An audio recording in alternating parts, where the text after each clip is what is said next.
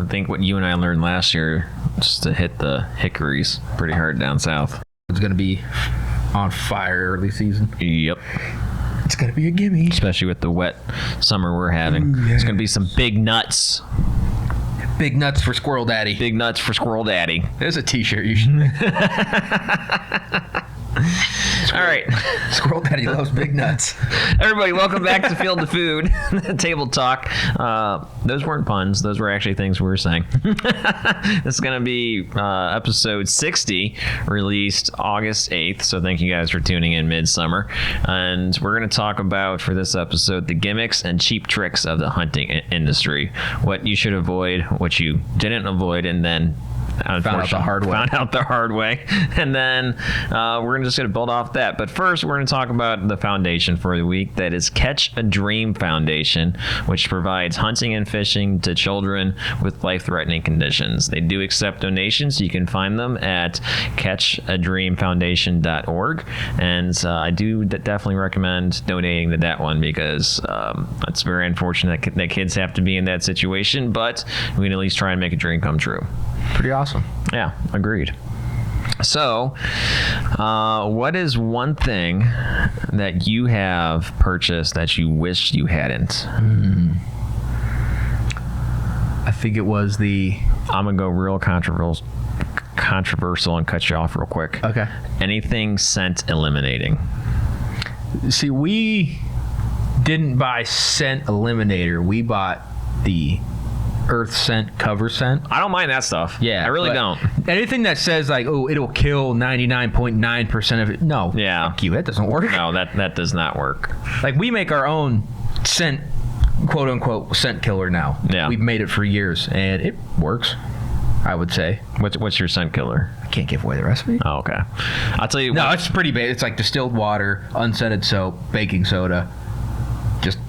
Just something to neutralize. Yeah. It doesn't kill the odor, but it cuts it down. I always figure what a deer smells a lot of the time is your breath, which you can't control, and your stinky, sweaty feet in your boots. Yep. I think if you can't eliminate either of those two, it just is what it is. Just play the wind. Yeah. The one thing I bought when I was a kid, turkey hunting.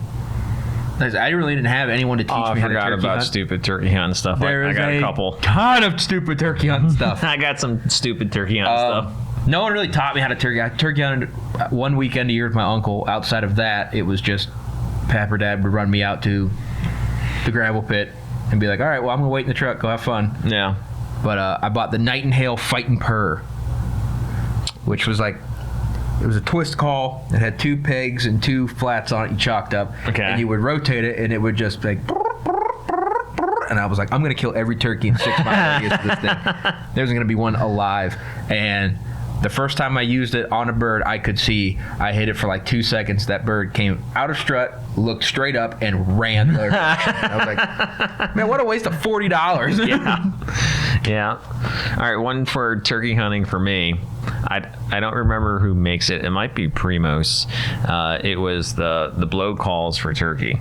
Oh, like the like little medicine bottles with a latex reed on them. Yeah, and my thought was hey, if I'm hunting property with multiple ridges on it, I can get on top and get real loud. Yeah, which is obviously it's not the case. You have a lot more success turkey hunting the quieter you are with your calls.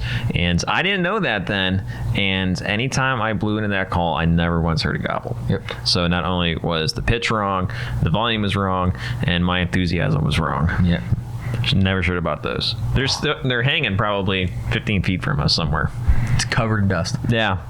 Yeah, honestly, probably give it to the dog for a chew toy. Me and Dad kind of came up with the thing that, like, if a new product comes out, if it's still there in 2 years, it probably works. Yeah. Because most of the time, you get a really gimmicky thing, and it'll be all over the place, and then you won't see it the next year. What were those videos that had a bunch of, there's like those the VHS videos of hunters. God, my brother's going to yell at me for not knowing this, but we bought them every season, and they promoted this little spring plastic cap thing that if you squeezed it, it sounded like deer eating on acorns. Oh my gosh. We never bought that one, but just watching that, we're like, why would you even try to promote the deer to look up at you? Right. Yeah. I watched one at a deer camp one year, and I was a kid. I forget the video, but the guy said, a lot of times, if a deer comes in, he's acting spooked. He goes, before I get in the stand, I'll pick up rocks or acorns, and I'll start flicking them out of the tree over there. So he starts looking that way instead of looking at me. And I'm like, in theory, it sounds like a good idea. But when you have a deer alerted, the last thing I want to do is start moving, digging around in my fucking pocket. Yeah. So I wouldn't do that with the deer underneath you, but if you were close to oaks, I wouldn't see why it'd be a problem to where there's nothing around you, have a handful of rocks in your pocket and throw them to make it sound like there's acorns dropping. I don't know if that would work. I don't know if I were to do that and a deer came in, I could even contribute that deer arriving because of me throwing rocks. But it's an interesting concept. Like anything with a fawn bleat for a deer call. God, I know guys are like, oh, that'll work. You hit that fawn bleat, those does come running in. I'm like, have you ever done it? Have you had success with this? Because I use that fawn bleat. I'm like, this sounds like ass. I watched a couple of videos where guys tried that, and this was in Florida, where there's just real thick, real nasty vegetation, and it was the same shot. The video wasn't edited. It was one guy 40 yards behind another guy, and that guy 40 yards up was calling, and these doe were sprinting in. Really? I don't know if there's anything to that or not. I didn't stick around on the video long enough, but it was a compilation. There was a handful of it, and I'm like, I could see why that would work. But again, to me, it all depends on when your season comes in. Well, not only that, I'm not going to blow a hunt on me trying that. Right. So, I don't know, maybe now, scouting during the middle of summer might be worth trying and see what happens. If they come running in, maybe keep that trick in your back pocket. If it were super, I would give it maybe the first week. Yeah. I would try that. The other one I tried, no success. Dad's tried it, had one deer off of it, was a scent drag. I was just going to bring that up. Okay. But in my mind, I don't even like playing the scent game with, Doyer and, Bucky, all that stuff, because if I'm in a stand and I hang that scent up, that scent is blowing the same direction as mine. So you're kind of just, it's counterintuitive. Yeah. The scent drag, to me, it's just like, well, if your boots have touched anything, then that's going to be dead. My dad shot one buck. It was a young buck, probably a year and a half old. Did a scent drag from a couple 100 yards down into where he hunted, tied the wick up, sat down, and within 10 minutes this deer came in smelling it. Yeah. Again, young deer. Yeah. I don't think you're going to fool a 5.5-year-old buck on a scent drag. My first archery buck, my first buck ever, I was 17. Halloween night, I had a scent drag with Tank 69, and I remember the buck, 2.5-year-old, broken off 8, so he was a 7, followed my exact trail to the base of my tree, up to 20 yards of my tree, and then my evening thermals were kicking in. And I think he got my scent on that, got real spooky, shot him at 20 yards, watched him fall. You're right. I don't think a mature buck will fall for that. Because the last, I will say, mature buck I had come in, if I walked in this way, he walked by this way and was cool as a cucumber until he hit the trail I was on and stopped and started looking around. And I was like, I don't think he would care if there was a fresh, actual, legitimate doe piss in the center of that boot track. He'd be like, nope, there's a smell here that shouldn't be. Yep. There was a buck that the whole neighborhood was chasing a couple of years ago, 10 years ago at this point. And I saw him 60 yards, morning hunt, late October. He was following a doe group down the hill. He crossed my boot tracks, and he stopped on a dime, watched the doe continue down the hill for another maybe 2 minutes, and then he turned around and I gave him a grunt, and it was very obvious that he was already onto me. I grunted. He moved faster out of there.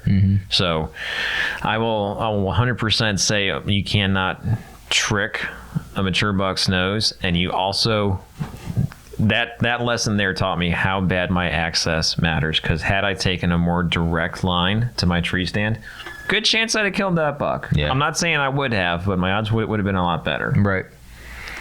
There's been so many gimmicky products over the years. Like I always talk about the deer view mirror. Yeah. The mirror you put in your tree stand so you can see what's behind you.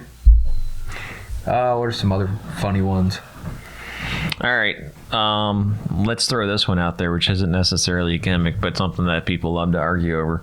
Camo patterns. No. No, I don't see. I don't believe that one specific pattern is in any way, shape, or form better than another. Yeah. I think in 99% it's marketing and personal preference. Yeah. You going off, like, granted, yes, some patterns work better for certain environments, I would say. But I think it's... What type of pattern is it they say it's best for hunting? It's like a disruptive pattern, I think. Where it's not designed to blend in, it's designed to break you up. Yeah. And I think a lot of people, that's where a lot of people get it backwards. They want to blend in. They want to look like the woods, not look like they're not in the woods. Yeah. I do agree with that. I've noticed, so First Light came out with their latest pattern 2 years ago, and they said that it was specifically for whitetail's eyes. I don't know. I'm not a biologist. I haven't done any research. I'm sure the way the cones and rods are shaped in a deer's eyes way different than ours. They obviously colors differently than we do. But there might be something to development like that. But at the end of the day, it doesn't matter. Right. I mean, a flannel or a First Light or a Sitka or anything. Like, as long as you're still... You're quiet and watching the deer's body language, you have a better odds of the shot. There's a guy on YouTube.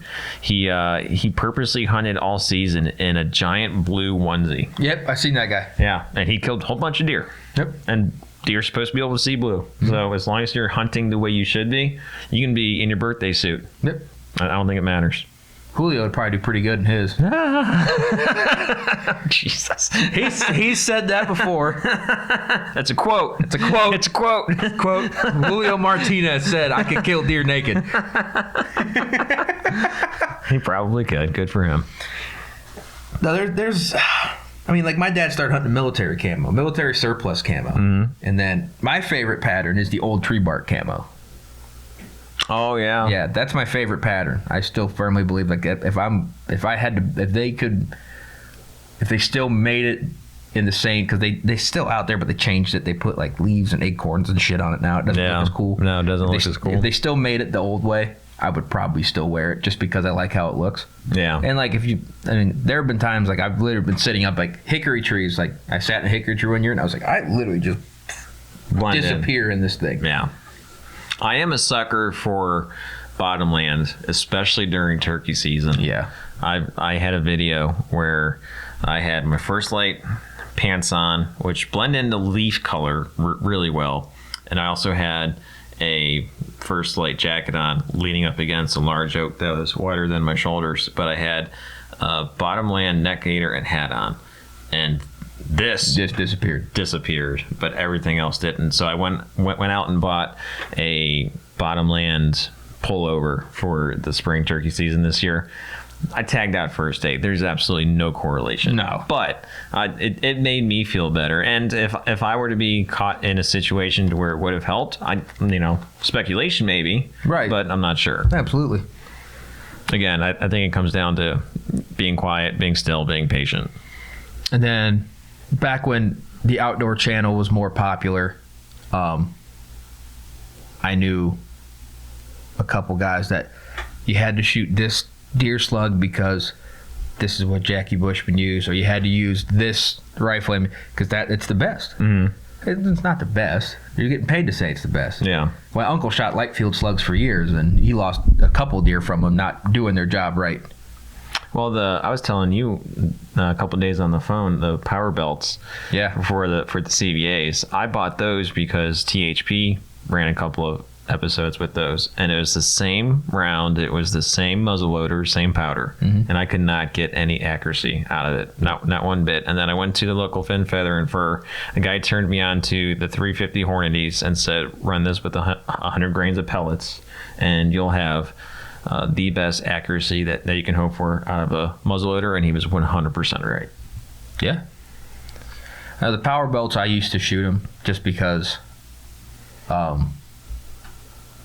one, they were super easy to load, but then the more I started like diving into it, and we found out that my dad had a old Thompson Greyhawk, which is like a stainless version of like the Hawken rifle, and he was like, I wonder if I can shoot those out of this. So he called Thompson Center because he couldn't find a direct answer, and they were like, no. They're like, we have 2 inlines in here right now, and the reason they're so easy to load is because the bullet is undersized. It's not super tight. They had 2 or 3 barrels in there where the bullet coming up the barrel had shifted. Oh no! And lodged itself. Wow. And he was like, "Ooh, maybe we shouldn't shoot those at all." Yeah, that's terrifying. I don't want to be a part of that. So I switched over to a jacketed, actual sabot. I'm thinking more gimmick stuff. I was always and all right. So this is not a gimmick, but the heated vests. I don't know if you ever entertained the idea of heated vests. I bought a cheap one time for like $40 on Amazon to see if it was worth it. Yeah. It was not worth it. We buy, I forget the brand. They're a little bit more expensive. They're $120 a vest, and the battery packs last a really good long time. I will never not hunt cold weather with that one. Really? Because I don't have to turn it on.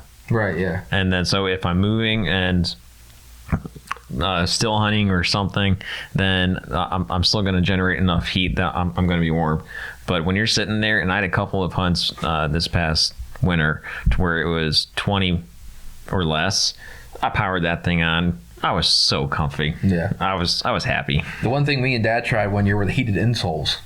Okay, I tried those too. What was your experience? First hunt, great. Yeah. Second hunt, one quit working. Yep. Then we read the directions. You're not supposed to fucking walk on them. Okay. Like, what the fuck is this? Yeah. No, I noticed that too. I tried those for a season, and you're right. They worked the first hunt, and then after that they didn't. I figured the sweat from your feet as you're walking was enough moisture just to short them out. Right. I don't know why they would advertise that to where, or even make them to where you couldn't walk with them. I'm not taking my boot off in the middle of the winter if I don't have to. And it's 15 degrees. I have to take my boot off, expose my foot to the elements. Yeah. No. No, I'll just have a little less warm feet. Yeah. Well, hopefully you guys learned something from this episode and don't waste your money on some of the stuff that we have. I got a dog over here that is pretty much about to knock her over the table because I think she has to go to the bathroom. Yep. So thanks for watching this episode. On the next episode, we have cameras, food sources, and knocking on doors planned, but that might be subject to change because we've covered all of those topics multiple times on this podcast. Yeah, we have. Yeah. So we'll think of something different. Stay tuned for the mystery episode 61. Come on, Pepper.